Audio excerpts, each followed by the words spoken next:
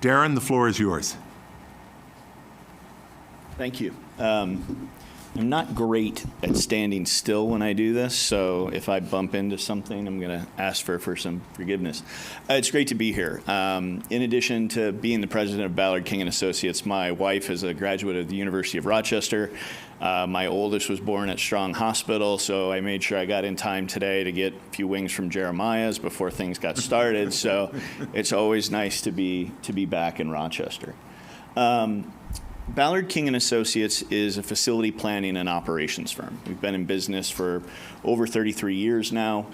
We've done close to 1,200 projects in 50 states, and you can see the other communities in the greater Rochester area that we've worked in. We often get the question on our core services of feasibility studies, master plans, and operational assessments of, have you ever recommended that somebody not build a building? And I think that that's an important statistic just to share with the group of, out of those 1,200 different projects, 800 are maybe feasibility studies, and it's probably only resulted in 300 facilities. So there are times where the economic drivers or the demographics can indicate that maybe it's not a great idea to do this, but that's why we're hired to do this job, is to do studies and to provide an unbiased third-party opinion. In terms of the process that the town went through, it was a very, I don't want to say standard, but very common process. We went ahead and we took a look at existing and potential locations for a facility. There was a significant public input process that included stakeholder meetings, focus groups, attending some of the town events, online survey, so that was robust. We looked at demographics and participation statistics so that we made sure we understood what some of the trends might be within the community. We look at trends from a regional and a national level, right? What works here in Brighton, New York might not be what works well in Palm Desert, California, and we want to go ahead and we want to recognize that. From all that information, we were able to work with SWBR and make recommendations on facilities. We developed an operational plan, talked about what it would cost for the construction and total project cost for a facility of this nature, and then really talked about debt service and household impact. So I dare say a lot of those questions that might get asked on the grant application, the town now has the answers to those to try and secure some of that additional funding if that's a direction they choose to go. To give you an idea of a timeline, it was a little convoluted. It was not a straight path. In 2019, we started talking about the winter barn market. In 2020, we all experienced the pandemic. In 2021, we start kicking off the RFP issuing the RFP and getting the team hired and moving forward. So going ahead and crafting a public input process that makes sense and that works well. A lot of the heavy lifting in terms of the study got done in that 22, 23 timeframe, but you guys are doing a lot as a town, right? So all of a sudden we had to start talking about the winter market shed, where we're going to go ahead and how that's going to happen. Town hall renovations have come into play. So it's taken the timeline for this and really stretched it out, which is fine. The data is still accurate. We've gone ahead and we've made updates. And the other benefit is that some of the volatility that we were seeing in terms of the construction market post-pandemic has gone ahead and slowed down as well. So while it took a little bit longer to get to this point, it might have been one of those blessings in disguise. When we looked at potential locations, there was really 3 locations that the group, again, led by SWBR, that was tasked to take a look at. We took a look at the Brookside location where recreation is currently housed. We understand that that's temporary, right? There's a lease in place there. That lease is potentially coming to an end. So you have a very robust recreation department. So at the end of the day, regardless if you build a recreation center or a community center, we don't necessarily have a home for that long term. And so that's a consideration. We look at non-town owned options, the Jubilee Center that was for sale at the time of the study. We also talked to the Jewish Community Center and about some potential to go ahead and to lease space within that building and actually have the recreation department and the JCC cohabitate in one location. And we also looked at the town-owned option of Buckland Park. So that's where we really started, and it even went ahead and helped inform some of the questions that were asked in the public input process. When we took a look at demographics, this section of the report's 30 pages, and I'm confident I can put everyone to sleep with that 30 pages, but the highlights of this are, we want to understand your population, right? Is the population in the town such that it would go ahead and would support, based upon statistics that we use from the National Recreation and Park Association, a community center? Yes, we check that box. We also know that we have people outside of the town going ahead and doing programs with the town recreation department. We want to understand median age, right? We want to understand what the makeup of your community is. And as you talk about a community center, I had the privilege of starting doing this work in 2007. What we always said is lower age means higher rates of participation. That shifted in the past 10 years because the new seniors don't want to go to a senior center. They want to go to a community center. They want to go to a recreation center. So community centers are becoming multi-generational just by the people in the community. So we want to understand that. We want to understand who's here. We always take a look at income, not that it's all about dollars and cents as it relates to these facilities, but is there the ability within the community to pay to participate in programs, to rent spaces to have special events? That's an important component. Recreation is about providing a service and providing opportunities to the community, but there is also a quasi-business element. So we really wanted to understand what that meant. And then through all of that, also take a look at cost of living and just understand that those things align, which in the case of the community, they do. It was important from the very beginning that we went ahead and we defined what type of facility we were going ahead and looking at, whether it was a recreation center or a community center. I know that sounds silly, but it gets my consultant brain a little excited when we start talking about the nuances, but some of the key components, when you start talking about a community center, something that's not necessarily membership based, right? There's not a paywall that you have to go ahead and have a membership to get past a certain point. It's really focused on drop-in usage, whether that's drop-in basketball, whether it's walking on a walk-jog track, whether it's playing in an indoor playground, whether it's coming to a meeting such as this. But there's a lot of drop-in usage of the facility. The revenue associated with these facilities is primarily through programs and through rentals. And then there's usually space available for the public and the community to use, depending upon the time of the day. Knowing Becky and knowing her staff, if you were to build a facility like this and you go in there at 6 o'clock at night, there might not be a whole lot of space to use because of the amount of people that are already there and the programs taking place, and that's a good thing. In contrast, when you start talking about recreation centers, it's very much membership and daily drop-in fee based, right? You can come into the facility, you might be able to access a couple meeting rooms, but if you want to make your way to the gymnasium, the fitness center, the aquatic center, those different components, there is what I refer to as a paywall that you have to get past to do that. There's some programming that takes place in those spaces, typically have a very sharp focus on cost recovery, how much revenue can we generate. And there's limited use of space by community organizations because we want those spaces to be available for our members.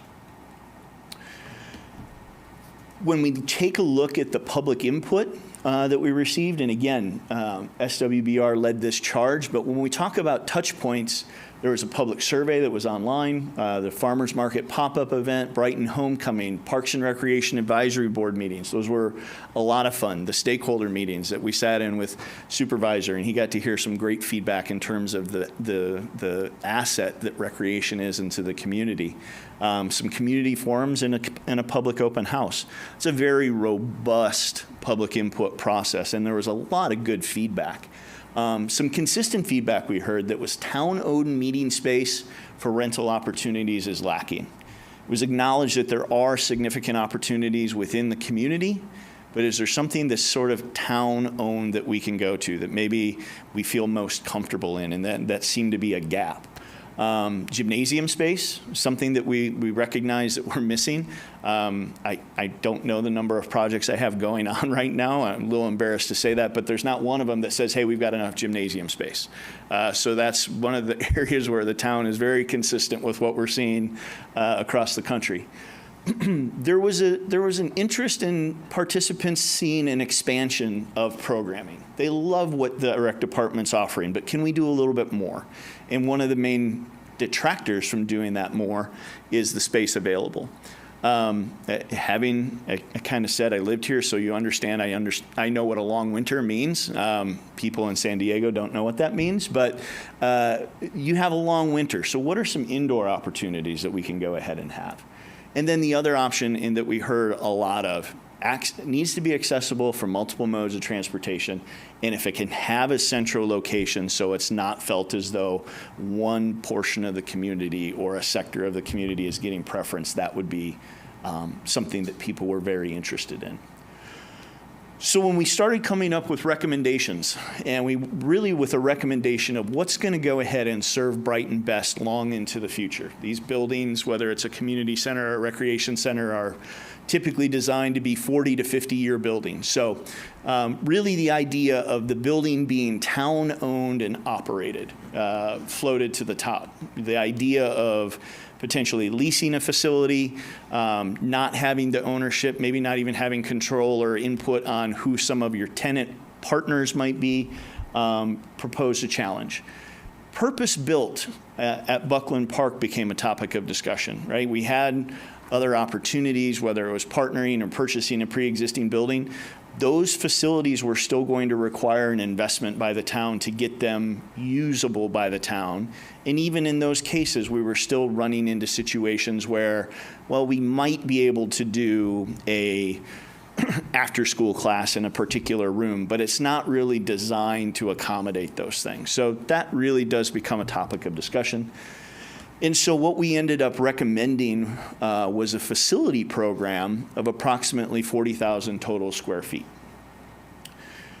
When we started talking about location within Buckland Park, the farmers market location here, the parking lot, again, the idea that a community center could be here. I've sent Becky pictures of the community that I live in where they have a community center and a farmers market side by side, and on a Saturday morning what it looks like. That's a trend. We're seeing that, and even seeing some of those farmers market facilities being used for some unique opportunities. It provides the adjacency of green space. That was something that we heard. It didn't necessarily float to the top, but it was something we heard. We also heard about passive and active. So when you started to talk about all these things, we really started to check a lot of the boxes. So when we looked at Buckland Park, that was sort of the preferred thought process. When we started to discuss the actual components, this gives you a list, but a lobby, a front desk, or an admin area that very much kind of becomes the living room of the facility. It's where you have the meeting before you go to the group exercise class and the cup of coffee that you have afterwards, or maybe a bottle of water. You have a large meeting room, adjacent storage. As a former facility operator, I highlight storage as much as I can. It's the first thing that's cut, and it's the thing that's most needed. So we wanted to make sure that we recommended that. A commercial kitchen, some dedicated senior space that could also have some multi-purpose aspects to it depending on the time of day. A studio that you could do group exercise, you could do dance, you could do small kids tumbling classes, you could do martial arts, storage, additional meeting rooms.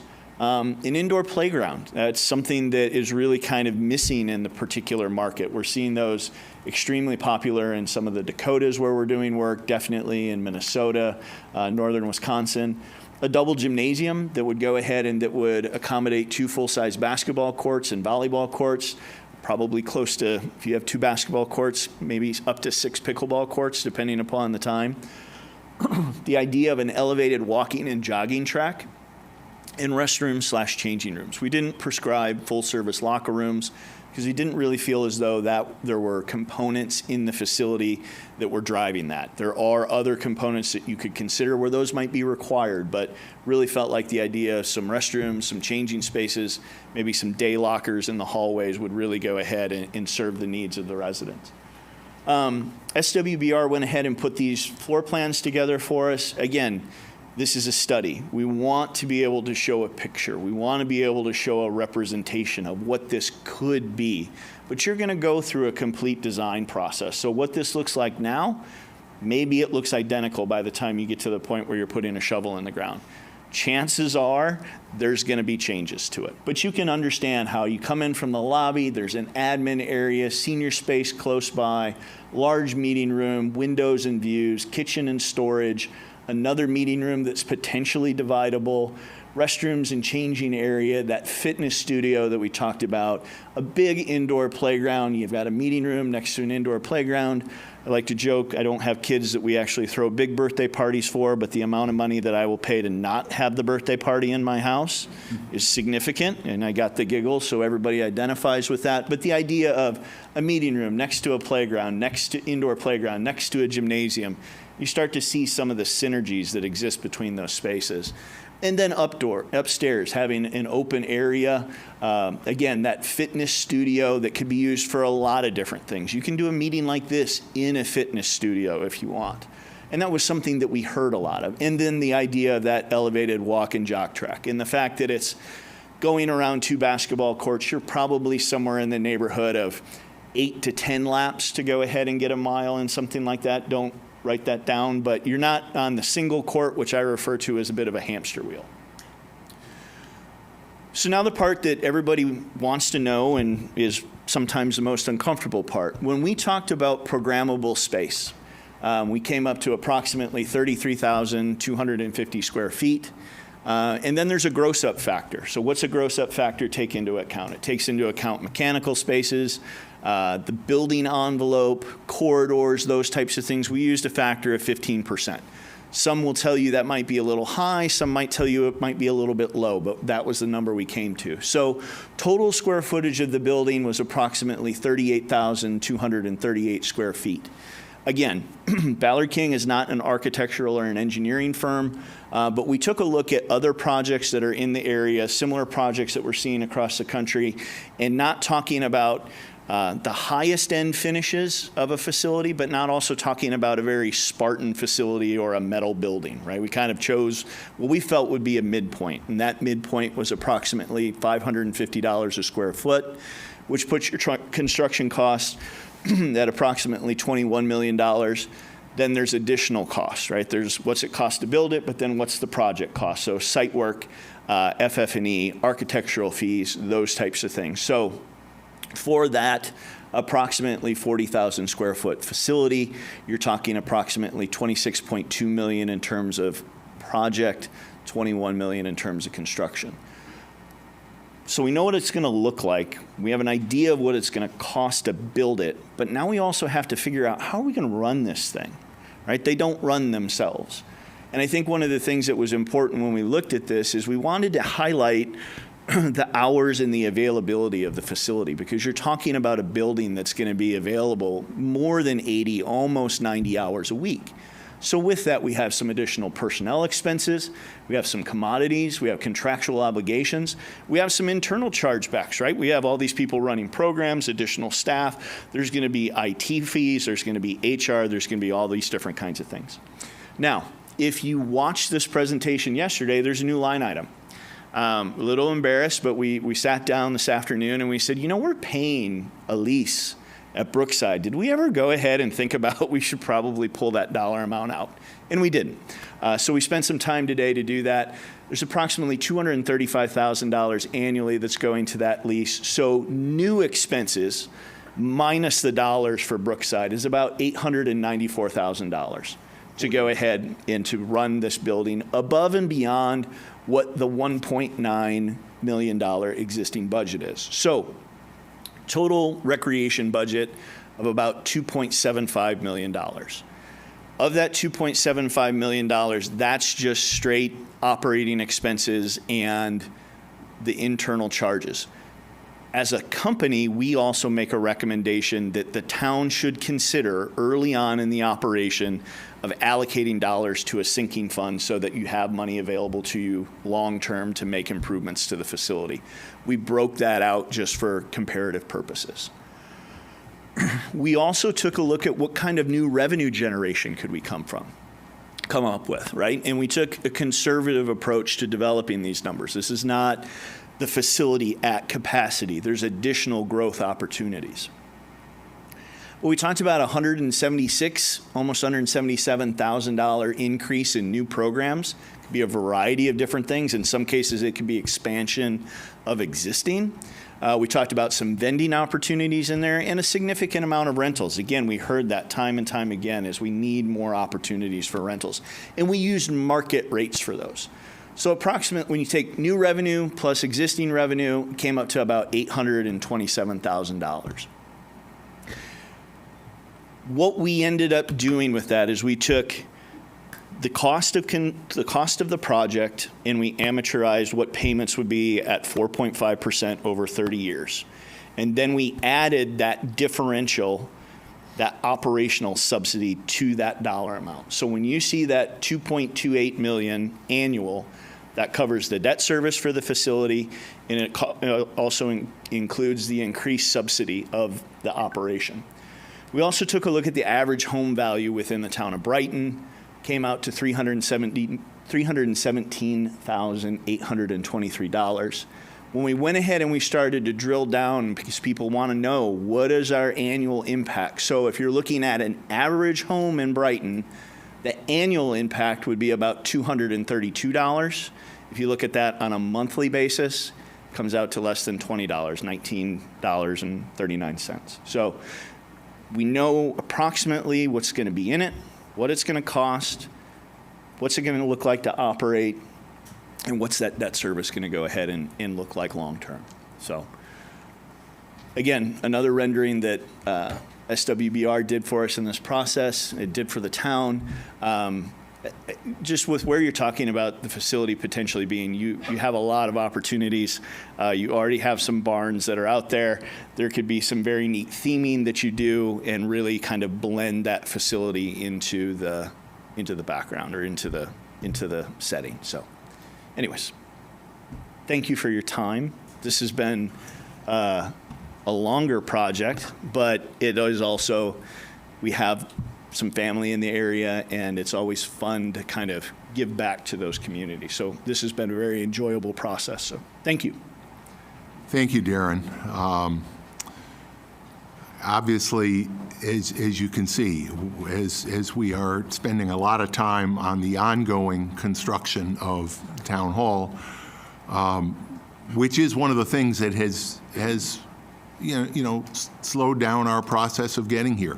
We were faced with some very, very serious and immediate needs at Town Hall, replacing the HVAC system, which drove prioritizing that project, while at the same time, keeping our longer-term plans to move this project forward alive. I do want to acknowledge Bill Price, who is with us this evening. Bill has not only a volunteer with the town on the planning board, but also until recently was at the SWBR firm and was very much a part of putting together a lot of the work that led to where we're at in this study. So we appreciate your work, and Darren, we appreciate the focus that you've brought to the study. You really give us a lot to think about, and I know that's why some of the folks are here today.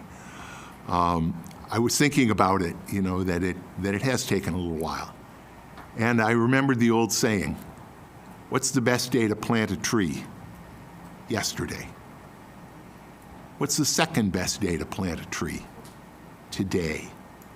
And moving forward, we're planting the seeds today that ultimately, I am hopeful, will lead us to a community center facility that not only will we be proud of, but that we will use, and our family members will use, and our friends and neighbors will use.